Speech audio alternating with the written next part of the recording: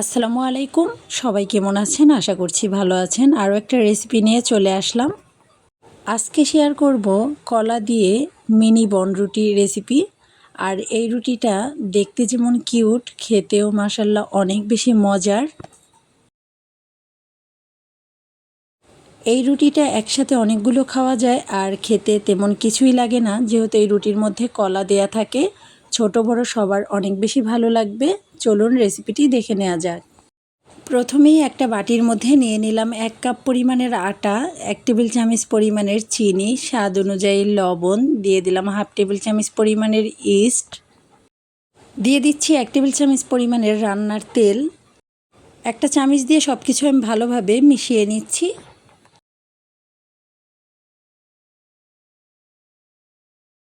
কুসুম গরম পানি দিয়ে একটা ডো মেখে নেব, আর এটা অবশ্যই কুসুম গরম হতে হবে।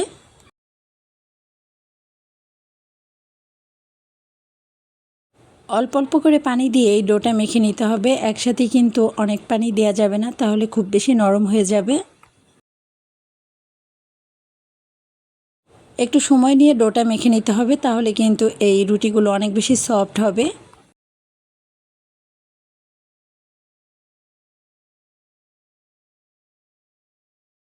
ডোটা মেখে নেওয়া হয়ে গেছে। এখন উপর দিয়ে কিছুটা তেল লাগিয়ে আমি এটাকে রেস্টে রেখে দিচ্ছি 30 মিনিটের জন্য।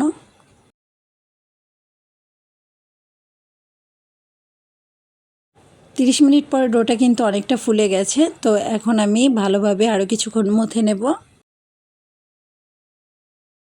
একটা বোর্ডের উপরে নিয়ে নিলাম, আর শুকনো আটা দিয়ে আমি এখন বড় সাইজের একটা রুটি বেলে নেব।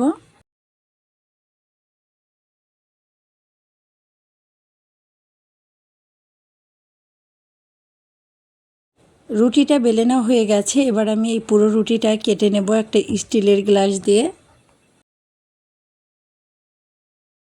রুটিটা কেটে নেওয়া হয়ে গেছে। এবার আমি কলা ছোট ছোট পিস করে কেটে নেব রুটির মধ্যে দেওয়ার জন্য।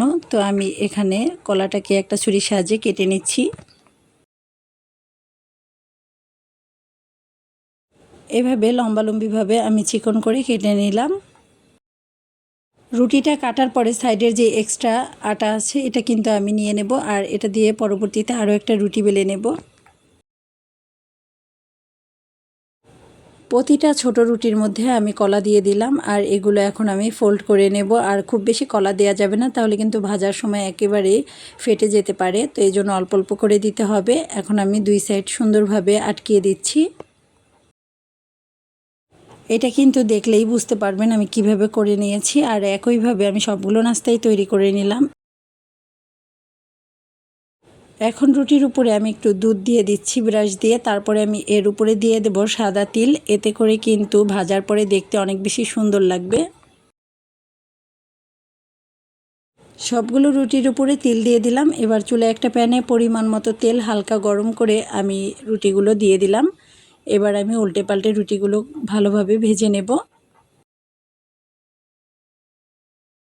মিডিয়াম আঁচে রুটিগুলো ভেজে নিতে হবে, খুব বেশি হাই হিটে ভাজা যাবে না।